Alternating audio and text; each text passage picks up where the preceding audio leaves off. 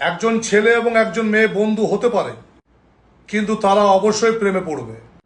হয়তো সেটা খুব অল্প সময়ের জন্য, বা ভুল সময়ে, কিংবা খুব দেরিতে, অথবা সব সময়ের জন্য।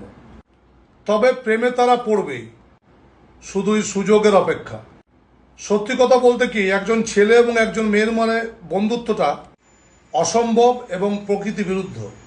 শুধুমাত্র বন্ধুত্ব হলে প্রকৃতি তার নিজস্বতা হারাবে। একটা চুম্বক সবসময় লোহাকে আকর্ষণ করবে, আগুনের কাছে মোমবাতি কখনোই থাকবে না, সেটা গলবেই। ছেলে এবং মেয়ে বন্ধুত্ব হতে পারে, তবে সেটা একসময় প্রেম বা অবৈধ সম্পর্কের রূপ নেবে। তাই সমস্ত অভিভাবককে এক্ষুনি সতর্ক হওয়া দরকার। নইলে আমরা ওই সংস্কৃতির দিকে অগ্রসর হব যখন ছেলে মেয়ে বলতে পারবে না তার বাবাকে।